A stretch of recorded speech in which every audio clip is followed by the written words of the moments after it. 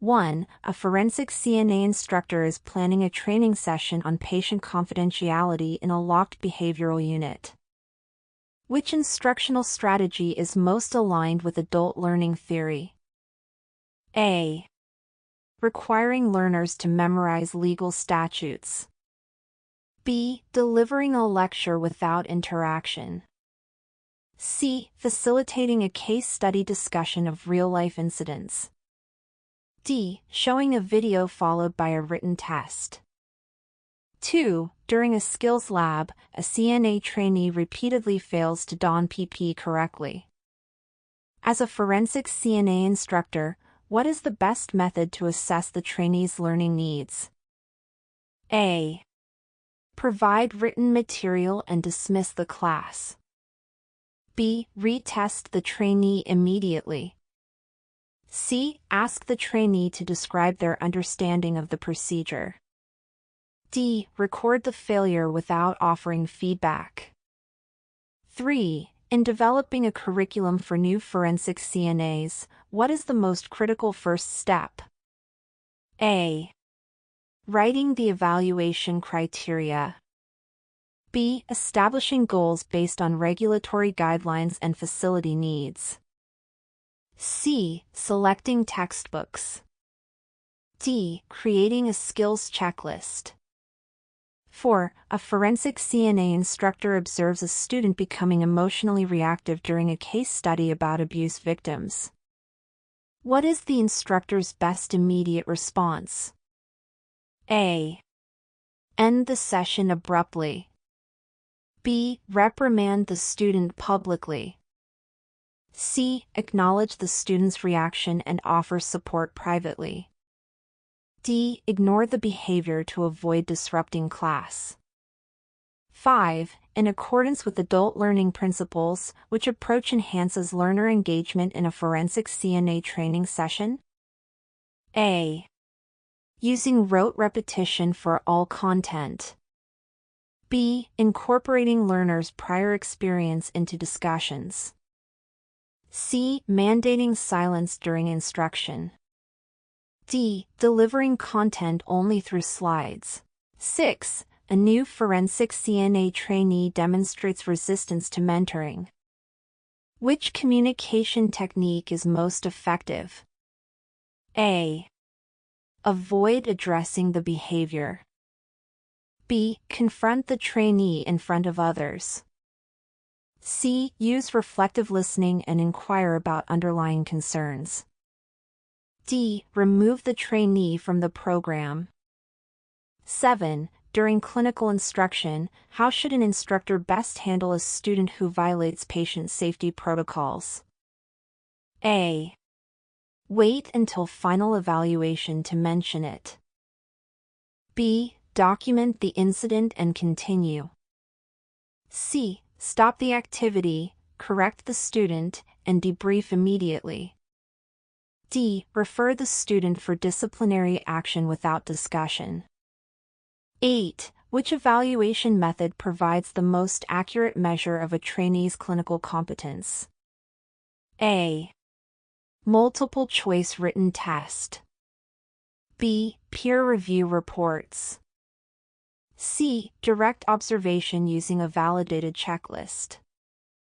D. Self-reported confidence ratings.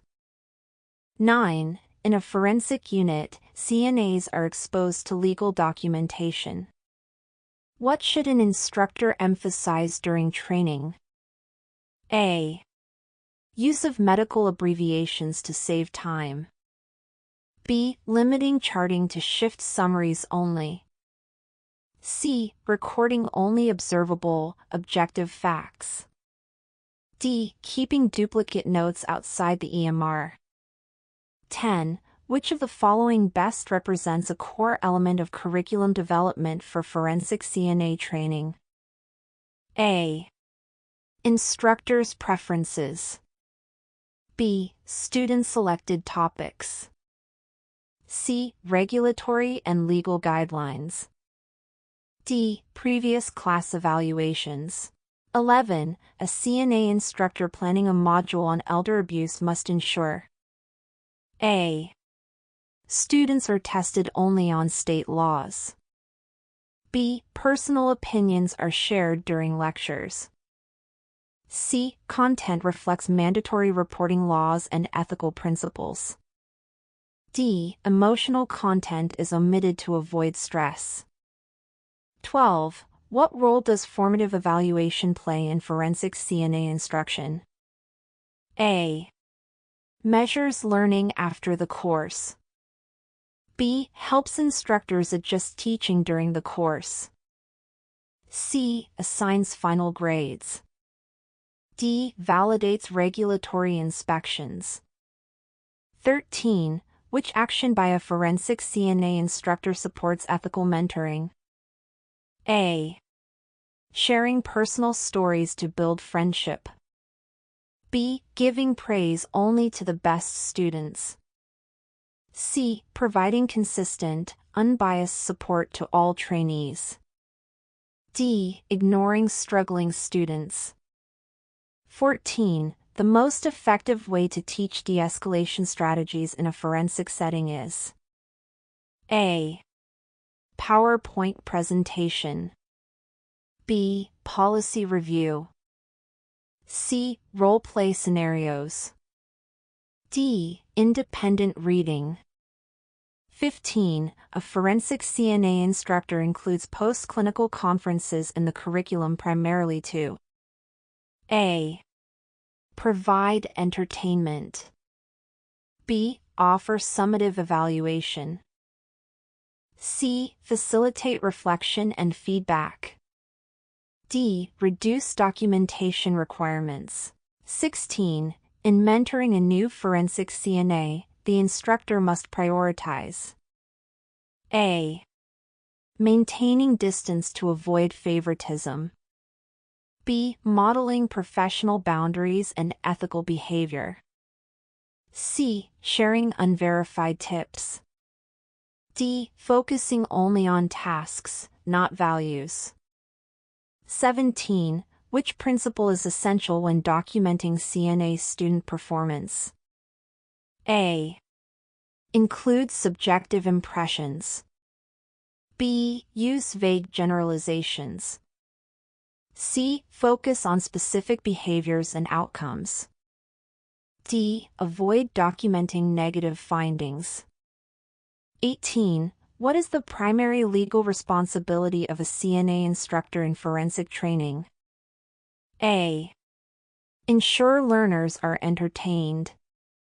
B. Teach controversial opinions. C. Maintain compliance with state and federal training standards. D. Encourage casual documentation habits. 19. An instructor notices that learners struggle with a module on trauma-informed care. The best response is to A. Ignore it. B. Assign more reading. C. Revise instructional methods to include interactive discussions. D. Wait until evaluations to address it. 20. A student CNA in a forensic unit expresses fear after witnessing a patient outburst. The instructor should A. Tell the student to ignore emotions. B. Report the student to administration. C. Debrief the student and reinforce safety protocols. D. Reduce the student's clinical hours. 21. What defines competency-based evaluation in CNA instruction? A. Completion of all written tests. B. Achievement of measurable skill performance criteria. C. Attendance record only. D. Verbal confirmation by instructor. 22. Forensic CNA instructors should ensure clinical evaluations are A. Delayed until after training. B. Based solely on instructor opinion. C. Objective and aligned with learning outcomes. D. Randomly conducted. 23. Effective communication during clinical instruction involves A. Only written memos. B. Ignoring student questions. C. Giving timely, constructive feedback. D. Using medical jargon frequently. 24. Which scenario best demonstrates violation of a CNA instructor's ethical duty? A. Providing support during a stressful shift. B. Sharing student performance with unauthorized staff. C. Conducting a one-on-one skills review. D. Documenting student errors accurately. 25. A train-the-trainer program for forensic CNA instruction must include A. Marketing skills. B. Pedagogical theory and clinical practicum. C. Creative writing workshops. D. Financial management strategies. 26. Which is a required skill for instructors of forensic CNAs? A. Facility maintenance knowledge. B. Computer programming. C. Effective teaching and mentorship. D. Budget planning. 27. A forensic CNA instructor is developing a lesson on legal charting. The most appropriate strategy is A. Discussing malpractice cases. B. Reviewing humorous charting errors. C. Demonstrating correct documentation via simulations. D. Telling students to write how they feel. 28. When delivering feedback to a struggling student, the instructor should A. Avoid the topic. B. Give vague suggestions.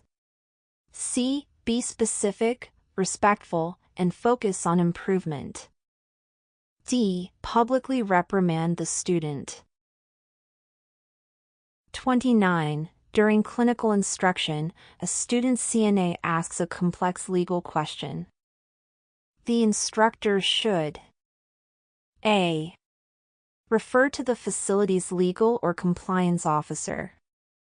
B. Guess an answer to keep the flow. C. Tell the student not to worry. D. Provide an answer without confirming the facts. 30. Which is an example of an outcome-based learning objective? A. Students will understand legal documentation. B. Students will appreciate confidentiality.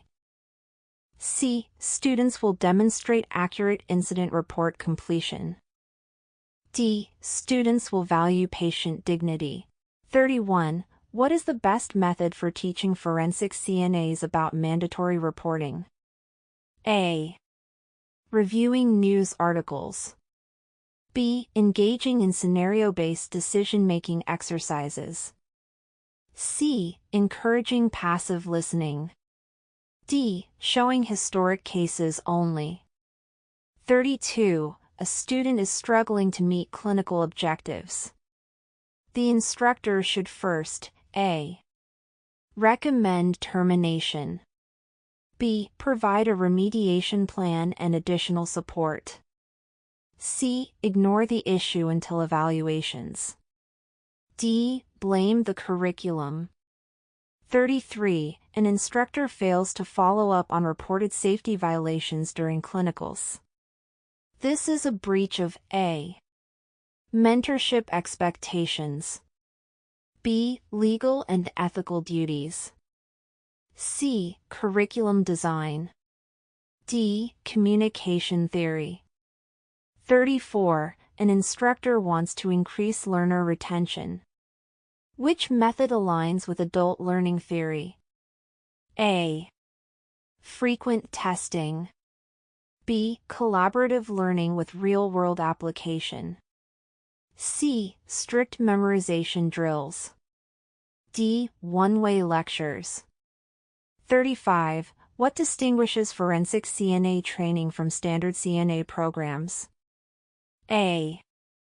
Emphasis on entertainment value. B. Inclusion of behavioral safety and legal procedures. C. Lack of hands-on skills. D. Focus on pediatrics. 36. When reviewing student clinical logs, the instructor must A. Sign all without review. B. Check for completeness and accuracy. C. Only read positive entries. D. Encourage minimal entries. 37. The purpose of using a clinical skills checklist is to A. Document seating arrangements. B. Track instructor preferences. C. Measure observable, standardized competencies. D. Allow peer grading. 38. What is the most effective instructional tool for teaching patient restraint protocols? A. Case law discussion. B. Policy memorization. C. Live demonstration and supervised practice. D. Video-only presentation. 39. Instructors must complete which documentation at the end of a CNA training session?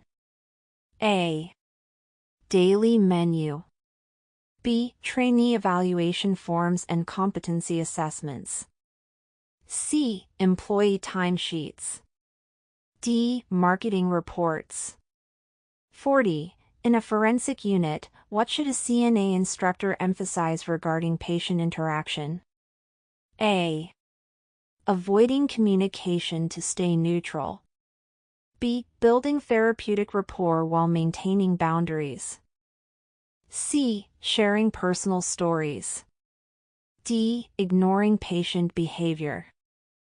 41. A student CNA demonstrates inadequate understanding of HIPAA in a forensic setting. The instructor's best action is to A. Assume the student will learn through experience. B. Assign a written warning. C. Conduct a targeted instructional session with case examples. D. Remove the student from clinicals permanently. 42. Which teaching strategy supports diverse learning styles in a forensic CNA classroom? A. Verbal lectures only. B. Peer teaching exclusively. C. A blend of visual, auditory, and kinesthetic activities. D. Written exams without discussion. 43. A forensic CNA instructor should handle documentation of student errors by A. Omitting minor issues to avoid conflict. B. Recording observations factually and timely. C. Using personal judgment to decide what matters. D. Rewriting the notes for clarity. 44. When planning a lesson on infection control, the best instructional design includes A. Slides only with no discussion. B. Clinical simulation, video demonstration, and guided debriefing. C. Assigning textbook chapters for homework. D. Showing outdated case studies. 45. What is the most effective method for assessing critical thinking in CNA students? A. Matching definitions. B. Simulation-based scenarios with instructor debriefing. C. True-false quizzes. D. Attendance tracking. 46. A student becomes defensive when receiving feedback. The instructor should A. Stop giving feedback to avoid escalation. B. Use a supportive tone and focus on specific behavior. C. Discuss the issue with peers. D. Grade the student more harshly. 47. A CNA instructor must adjust instruction when A. All students pass the exams. B. The classroom is too quiet. C. Student performance data indicates a pattern of misunderstanding. D. The lesson is too long. 48. Which mentoring technique builds student confidence in a high-risk forensic unit? A. Assigning high-pressure tasks immediately. B. Modeling and supporting clinical decision-making. C. Avoiding student involvement in patient care. D. Giving minimal feedback. 49. In a forensic unit, instructors must be particularly vigilant about A. Uniform compliance. B. Use of slang and unprofessional terminology. C. Legal reporting, behavioral protocols, and patient interaction. D. Cafeteria cleanliness. 50. What is the legal obligation of an instructor if a student discloses a patient's threat to self-harm? A. Keep it confidential. B. Tell other students. C. Initiate immediate reporting through proper channels. D. Wait until the end of the day. 51. A key purpose of curriculum mapping in CNA education is to A. Fill time during meetings. B. Identify gaps and redundancies in instructional content. C. Match instructors to their favorite topics. D. Replace standard evaluation. 52. An instructor using guided discovery is applying which adult learning principle? A. Behaviorism. B. Constructivism. C. Passive learning. D. Operant conditioning. 53. The best way to ensure documentation reflects student competency is to A. Use generalized statements. B. Use rubrics and performance indicators. C. Record-only final grades. D. Let students self-report. 54. Which action undermines instructor credibility in forensic CNA training? A. Providing peer-reviewed references. B. Engaging in gossip about students. C. Offering clinical examples. D. Using consistent evaluation tools. 55. A forensic CNA instructor introduces journaling into the curriculum. This activity primarily supports A. Note-taking. B. Clinical scheduling. C. Reflective practice and critical thinking. D. Role delegation. 56. The primary focus of a forensic CNA's legal training module should be A. Reducing stress. B. Entertaining students. C. Ensuring knowledge of patient rights and facility obligations. D. Learning billing procedures. 57. What is the best strategy for evaluating student understanding after a lecture? A. Assume they understood if they didn't ask questions. B. Give a group project. C. Use a formative quiz or in-class scenario discussion. D. Assign independent reading. 58. What is the primary responsibility of a CNA instructor during clinical rotation? A. Complete administrative tasks. B. Observe and guide student-patient interactions. C. Manage staff schedules. D. Prepare meals. 59. If a student refuses to perform a required task, the instructor should first A. Remove the student immediately.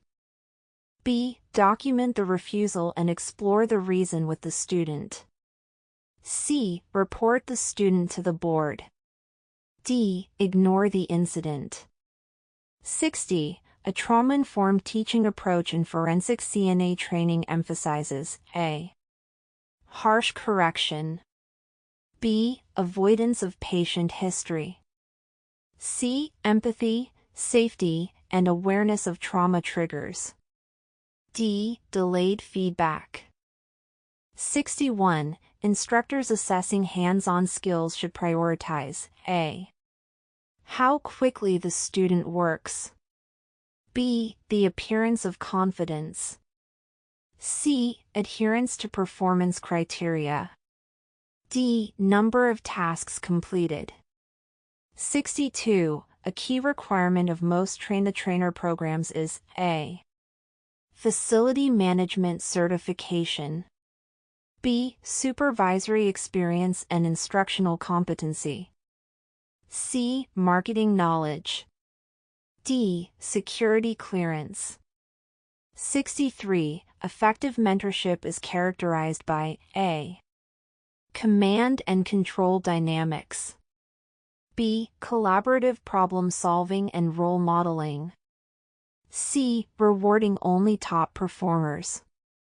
D. Competing with the student. 64. A forensic CNA instructor is required to maintain records for A. 1 month. B. As specified by state guidelines and accrediting bodies. C. As long as the student requests. D. 3 days post-graduation. 65. An instructor planning to use video in class must ensure A. It's entertaining. B. Students are tested before viewing. C. The video is relevant, current, and legally appropriate. D. It replaces hands-on training. 66. One method to build a supportive learning environment in forensic CNA training is A. Enforcing silence at all times. B. Encouraging peer evaluation and shared learning. C. Limiting instructor feedback. D. Encouraging competition between students.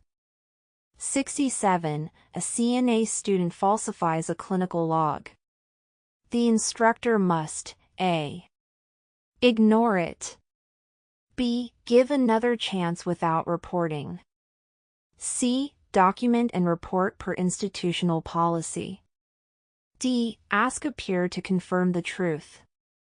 68. An effective instructional strategy for learners unfamiliar with behavioral units is A.